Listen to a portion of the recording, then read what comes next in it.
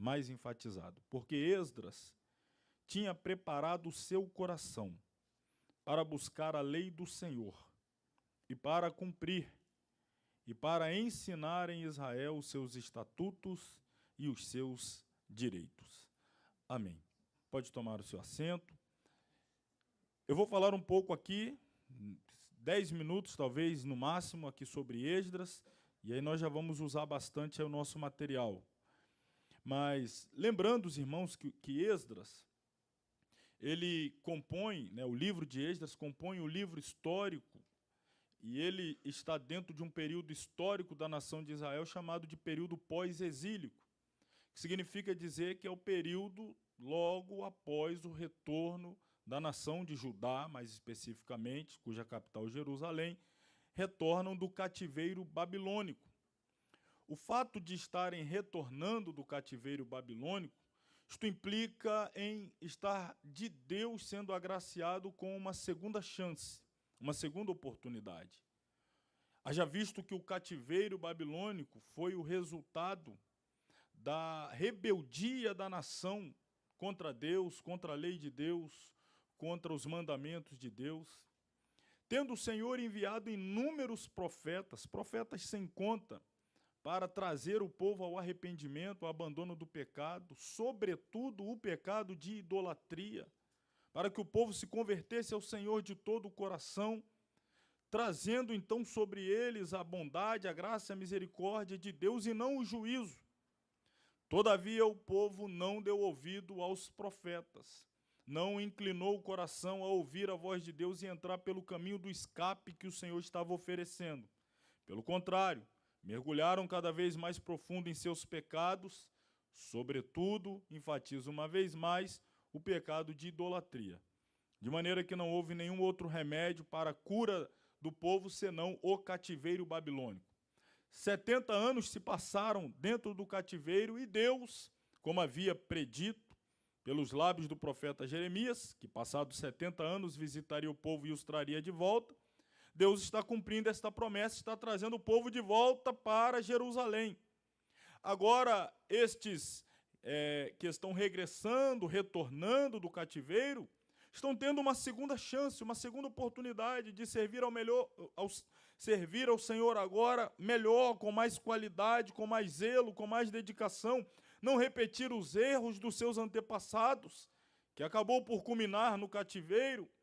E estes agora carecem de uma liderança, alguém que tenha capacidade divina para guiá-los no caminho do bem, no caminho direito, no caminho correto, não no caminho que outros levaram eles ao pecado, líderes descomprometidos com o céu, sacerdotes, falsos profetas, príncipes descompromissados com o céu, que acabaram os guiando para o caminho do cativeiro.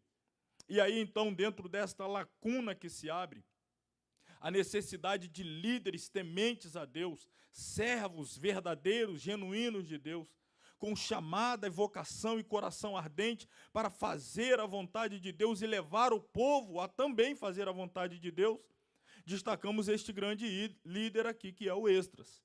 Como disse, alguém levantado por Deus depois do cativeiro. O coração de Esdras, ele fez um pacto com Deus, ele fez um concerto com Deus, uma aliança, como quem diz, o meu coração servirá para cumprir 3 distintos, aliás, até interligados, mas 3 propósitos. Está aí. Primeiro, para buscar a lei do Senhor. Segundo, para cumprir. E terceiro, para ensinar em Israel seus estatutos e os seus direitos. Então Esdras, ele se dispõe, primeiro, buscar. É um líder que tem preocupação de buscar a lei do Senhor. O coração dele está voltado para se aprofundar na lei de Deus. Ele é alguém que, repito, está sendo levantado para ensinar a lei. E ele entende que para tal, ele, em primeiro lugar, precisa mergulhar profundo em buscar a lei do Senhor. E ele prepara o coração dele.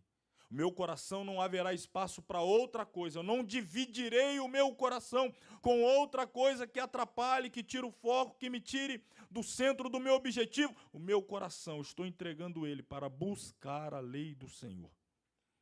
Tendo ele buscado a lei do Senhor, em segundo lugar, ele vai fazer exatamente o quê? Ensinar. É isso que está aí, não sei se você ainda está com sua Bíblia aberta, não está aqui projetado, né? Mas diz que ele busca e depois ele ensina, é isso mesmo? Cumprir. Você percebe que tem pessoas que pulam o cumprir? Eles querem aprender e ensinar. Aprender e ensinar. Mas não se pode aprender e apenas ensinar se você pula a etapa do cumprir. Qual é a etapa do cumprir? É a etapa do viver. É a etapa do praticar. Eu só posso ensinar não o que eu aprendi apenas, mas o que eu aprendi e estou praticando. Então eu poderei ensinar. Porque é exatamente a prática daquilo que eu aprendi que me dá autoridade para ensinar.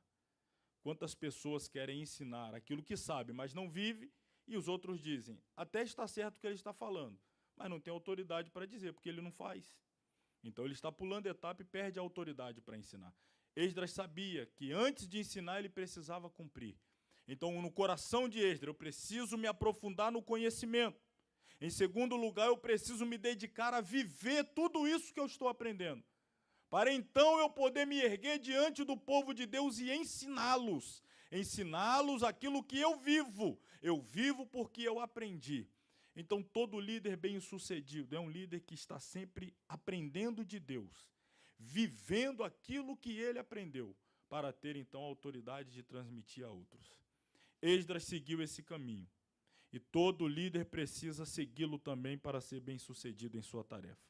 Tem que ser dedicado na palavra, tem que ser comprometido em praticá-la, e então ser responsável no ensinamento da mesma. Vamos aí ao material, então. O que é liderança? Né? Página 4.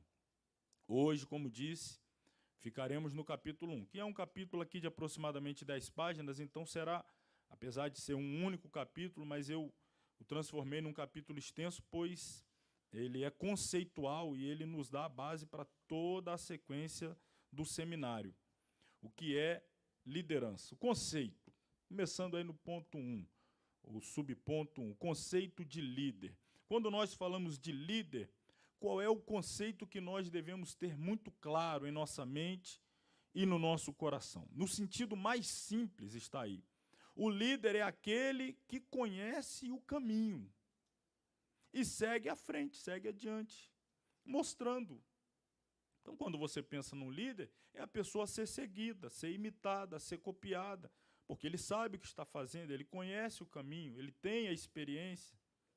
O líder é aquele que vem a exercer ascendência, ou está, de alguma maneira, em um patamar mais elevado, ele tem autoridade sobre outros indivíduos do grupo, pela experiência de vida que ele tem, e, claro, dentro de um ambiente eclesiástico cristão, pela unção que Deus sobre a vida dele derramou. Então, ele tem uma ascendência, ele tem um patamar elevado, e ele, naturalmente, conhece o caminho, ele está à frente. Parágrafo seguinte, eu dou até um destaque a ele, e peço que você, desejando, o faça também. O líder cristão é aquele que aceita suas responsabilidades, mesmo que signifique um fardo demasiadamente pesado. Na verdade, via de regra, tem sido mesmo, muito pesado, mas está disposto a servir a causa, sabendo que sua autoconfiança se origina de uma fé profunda em Deus, que o chamou para cumprir seu desígnio em sua igreja aqui na terra. Então, o líder cristão ele tem este relacionamento muito intrínseco com o céu, de maneira que ele não depende para avançar dos feedbacks terrenos, vamos chamar assim.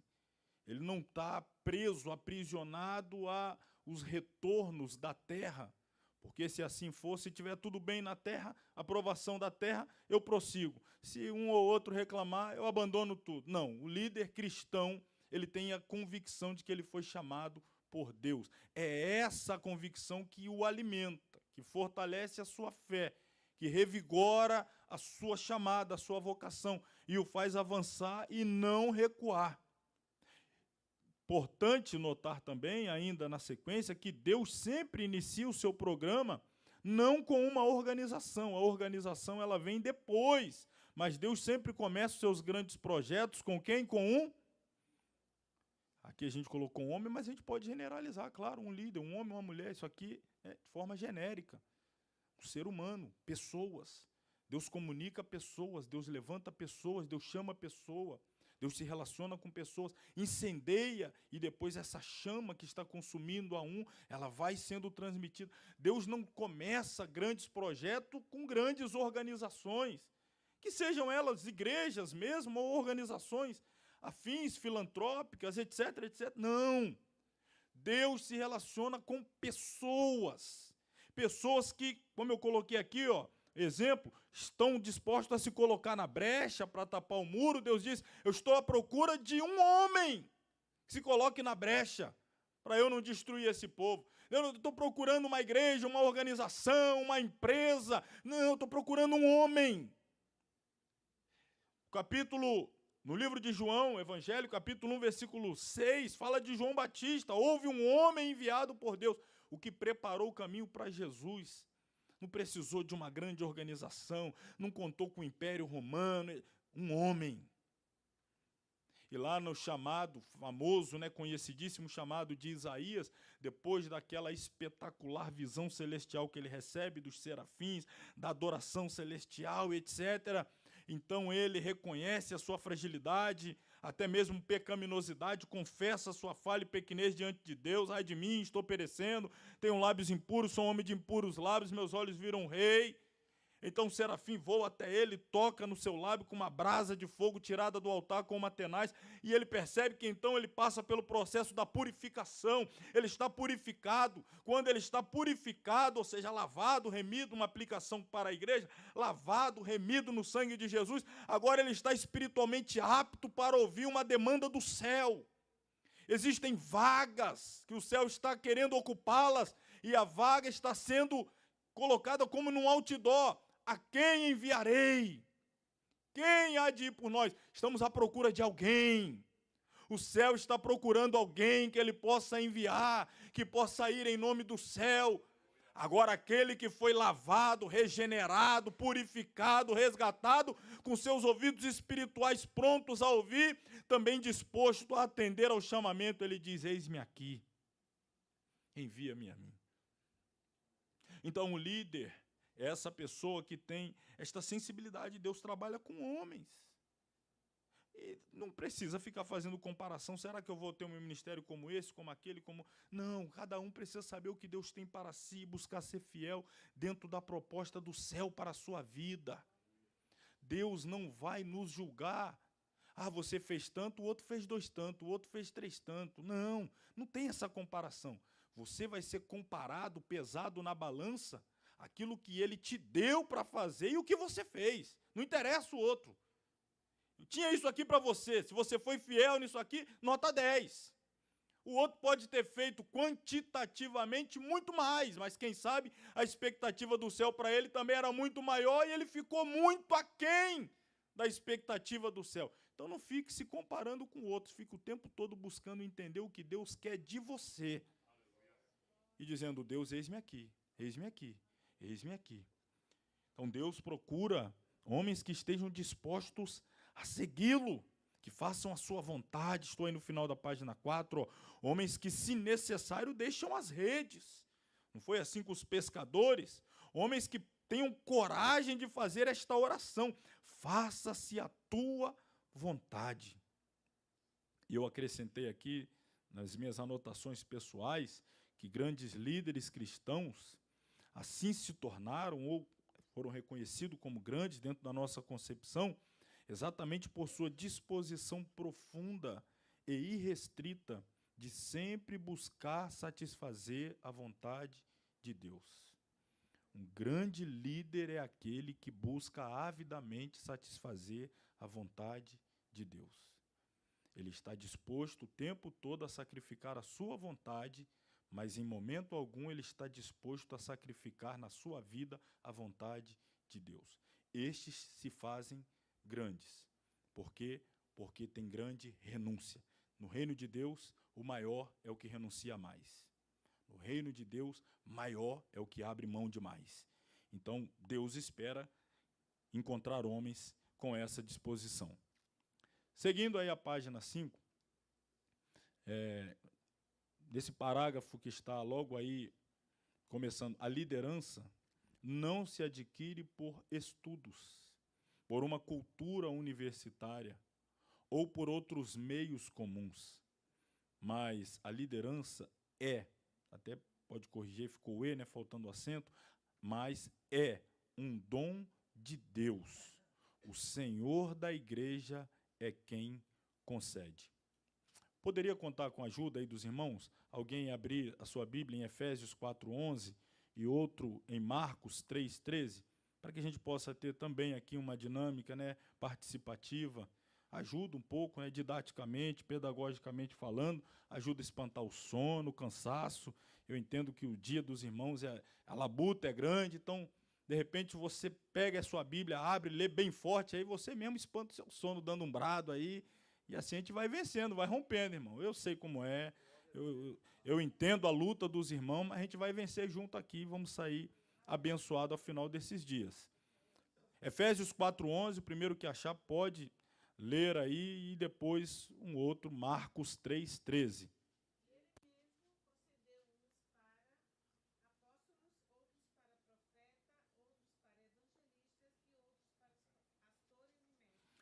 Muito bem, veja bem, o texto diz que ele mesmo deu ou concedeu apóstolos, profetas, evangelistas, pastores e mestres. Então, não são as escolas, as academias, os seminários que fazem os pastores. O pastor precisa fazer o seminário, mas ele é feito pastor não pelo seminário, mas por Deus. E agora, é claro, portador da chamada e da vocação divina, ele vai buscar se equipar com todas as ferramentas acessíveis, disponíveis, o estudo, a Bíblia. Claro, a Bíblia é sempre, isso aqui é imprescindível. Outros comentários bíblicos, dicionários, estudos, seminários, como os irmãos estão fazendo aqui, participando de um seminário, adquirindo material, podendo se aprofundar. Mas o seminário não significa que eu vou ser um líder. Eu fiz o seminário de líder, então vou receber o certificado aqui, pastor. Sou líder, ó. Fiquei lá, ó. Sou líder, dá um jeito aí, inventa um cargo, cria um cargo, todo mundo agora é líder. Não necessariamente. Pode ser que tenhamos aqui líderes que, a seu tempo, vão despontar como tal, vai ser revelado suas características, suas qualidades, para atender uma demanda aqui e ali, liderança de jovem, o departamento A, B, o C, o D, uma outra igreja, congregação, enfim. Mas a gente está se preparando. Bem, esse texto fala da escolha dos 12. É interessante, está aqui o texto, né, a retaguarda. É interessante porque o evangelista Lucas, fazendo menção do mesmo texto, ele nos informa que Jesus sobe ao monte, passa a noite em oração, e no outro dia pela manhã, então, ele escolhe os 12, ele chama ele, e vieram para estar com ele. Então, é um chamamento do alto. Não é assim, Jesus. Olha, irmão, estamos falando de Jesus. Aquele que nunca errou, jamais errou, não sabe o que significa erro, pecado, falha.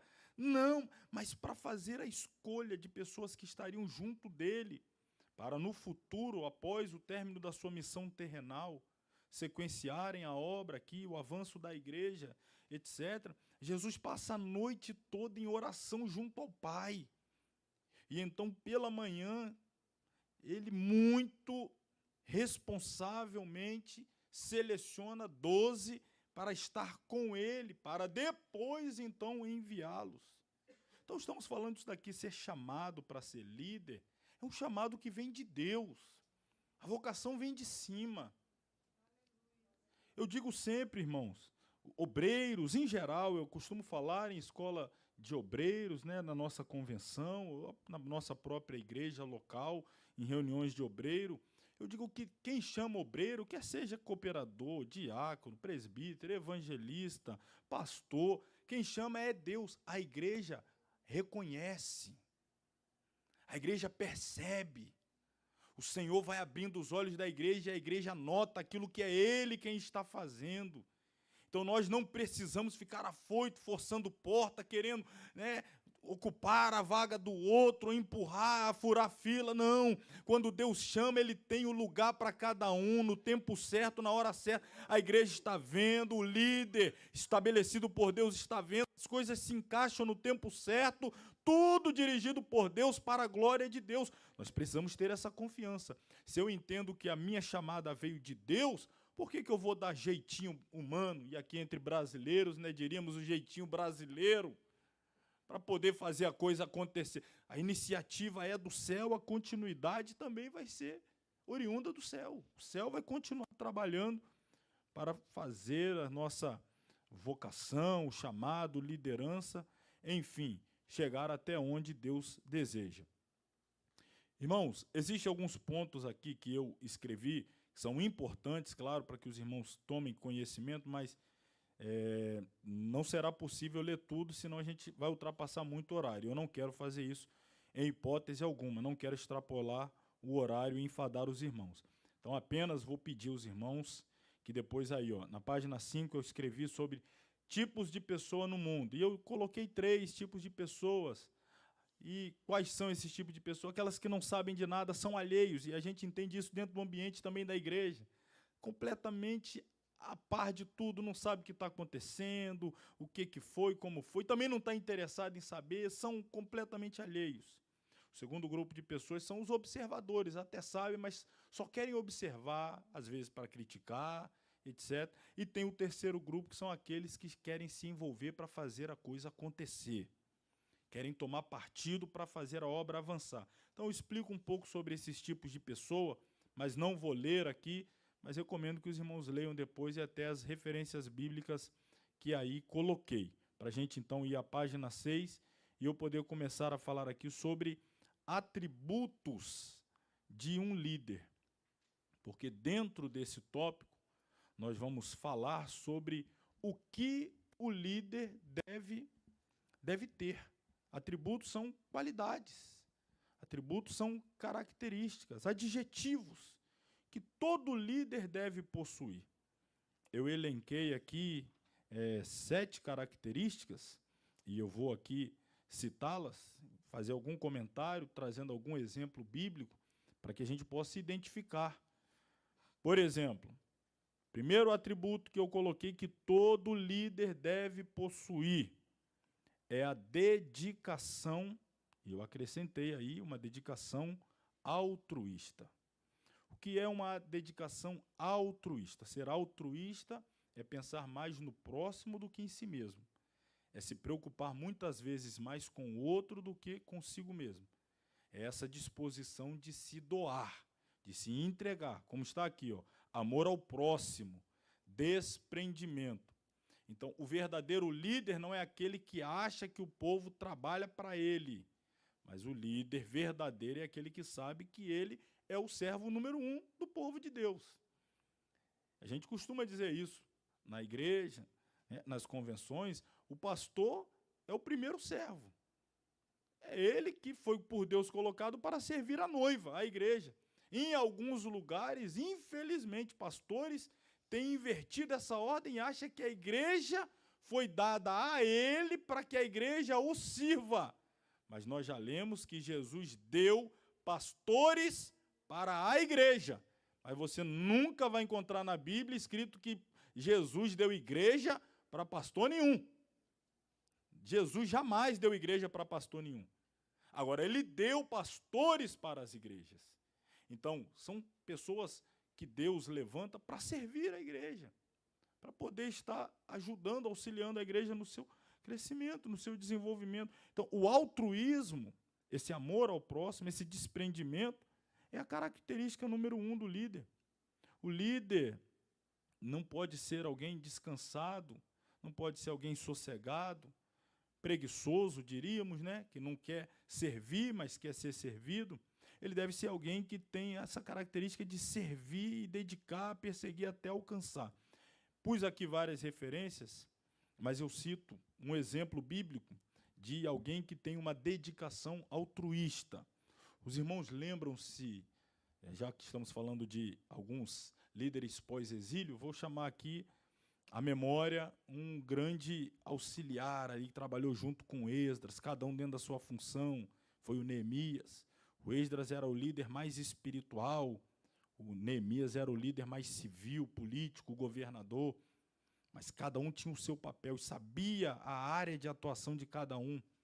Mas o Neemias, é interessante que a história de Neemias, todos aqui eu creio que conhecem, ela começa quando ele recebe o relatório de um dos seus irmãos que, retornando de Jerusalém, diz a ele que lá em Suzã estava como copeiro servindo na corte do rei, e diz a ele a situação daqueles que estavam em Jerusalém, os seus irmãos, seus compatriotas.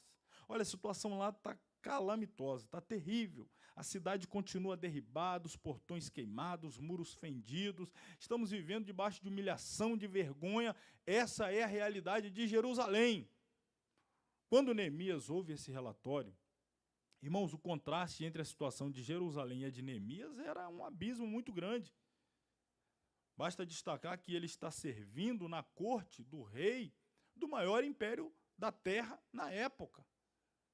Ele era o copeiro na corte do rei Artaxerxes, do império que havia destruído o babilônico, o medo-persa, era o maior império da terra na época. E ele estava lá dentro do palácio. É óbvio que ele não possuía aquilo que lá tinha, mas ele usufruía. Ele podia comer do bom e do melhor como copeiro, até dentro da sua função, ainda que arriscada, mas o permitia usufruir de muito ali, ter um conforto, uma boa cama, um bom... Mas quando ele ouve a situação de Jerusalém, ele começa a entrar numa profunda tristeza, que ele não contém, aquilo se transforma em pranto, em lágrima, aquilo rouba dele até o apetite, ele começa a orar, a jejuar, colocar-se diante de Deus, e tudo isso gera uma iniciativa, uma atitude. Ele se dispõe a deixar tudo e ir lá para Jerusalém, deixar de ser o grande copeiro do grande rei Artaxerxes, para ir para Jerusalém colocar pedra sobre pedra, ser pedreiro.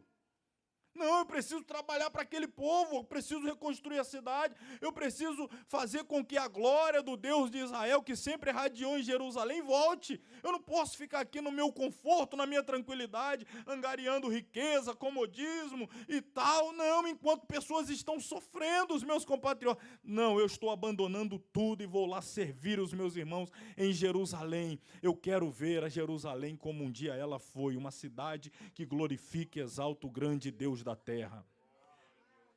Irmãos, essa disposição de abdicar dos seus interesses pessoais pelo interesse do povo, do reino de Deus, isso é uma característica de líder genuinamente chamado por Deus. Ele sabe que muitas vezes ele vai ter que ter perdas pessoais para que o reino de Deus não perca. Ele sabe, eu posso sofrer, a obra não. Eu posso enfrentar dificuldades. O reino de Deus, no que tiver na minha competência, na minha capacidade, jamais pode enfrentar dificuldades. Estou falando de líderes genuinamente chamados por Deus que têm essa consciência e essa disposição. São altruístas. São corajosos. É a segunda característica. O que significa que eles não cedem aos derrotistas. Eles não recuam por causa de dificuldades. Líderes verdadeiros, especialmente líderes espirituais chamados por Deus, eles não recuam quando as coisas vão mal. Eles conseguem avançar mesmo apesar das adversidades. Trouxe aqui exemplos, veja aí, Daniel, Elias, Samuel, Davi, Estevão. Pontua aqui o Elias. Lembra do Elias desafiando, primeiro, toda a nação de Israel. Primeiro, um desafio interno. Chama todo o povo e diz, e aí? Vamos ficar até quando nessa indecisão? Que história é essa de manhã serve a Deus, de tarde Baal, no outro dia para revezar de manhã Baal, de tarde a Deus? Vamos parar com esse negócio. Se o Senhor é Deus, serviu. Se Baal, serviu. Nada de ficar nessa dualidade, nessa divisão. Me digam aí, quem vocês querem servir? O Senhor ou Baal? O texto diz que o povo não respondeu nada. Tipo assim, você está sozinho aí, nós não vamos tomar partido nenhum. Aí o Elias então manda chamar os profetas de Baal e de Azera. 450 profetas de Baal, 400 profetas de Azera ou Azerá. São 850 contra Elias. E ele olha para o povo. Você que está arrumando essa confusão aí, a gente está aqui. Quem vencer a batalha, a gente está do lado. Se Baal vencer, a gente é de Baal. Se vencer Jeová, a gente é de Jeová. O povo está ali, naquela indecisão. E o líder vai ficar indeciso também? Ah, já que ninguém quer, então também não quero. Já que ninguém vai, eu também não vou. Já que ninguém faz, eu também não faço. Ah, vocês não fazem não, então eu vou sozinho enfrentar os 850 aqui. E vocês vão descobrir hoje quem é Deus em Israel. Tem que ter essa coragem. Se ele foi chamado, Deus falou que ele foi chamado para fazer a diferença. Não importa se é a diferença diante de 2, de 10, de 100, de 850. No final da história, todos sabem. Baal foi envergonhado, foi humilhado, aquele povo se cortou, se retaliou, orou, chorou. Não aconteceu nada. Elias, numa oração que não ultrapassou sequer 20 segundos, o fogo desce do céu, lambe a água, lambe a pedra, lambe o sacrifício, e agora os indecisos estão lá bradando: só o Senhor é Deus, só o Senhor é Deus. Se alguém se coloca na brecha, muda a história de uma nação, irmão. Se alguém está disposto a bater de frente com os Baals que se levanta na nação, então Deus é capaz de trazer de volta a nação para os seus pés. Mas tem que ter alguém. Tem que ter alguém. Alguém determinado é a terceira característica. Determinado, e aí vários textos também, mas para ser mais direto aqui, pontual, determinado como Josué. Eu pego o seu exemplo. Nós vamos aqui, né, irmãos? O tempo é muito curto e o material é muito vasto. Então eu vou pontuando, eu espero que você seja hábil aí com a sua caneta, o seu lápis, esteja fazendo anotação. Vamos lá, amanhã, você esqueceu, amanhã traz, hein? Que hoje eu estou indo devagar, amanhã eu vou acelerar. Aí você traz o lápis, a caneta e vai aí, o gravador, vê depois o vídeo com calma, pausa. Anota aí, irmãos. Determinação de Josué. Dentre muitos momentos, etapas na vida de Josué, eu destaco aquele momento da queda das muralhas de Jericó. Falando de determinação. Porque, via de regra, Deus fala com o líder. E o líder fala com o povo. E o povo precisa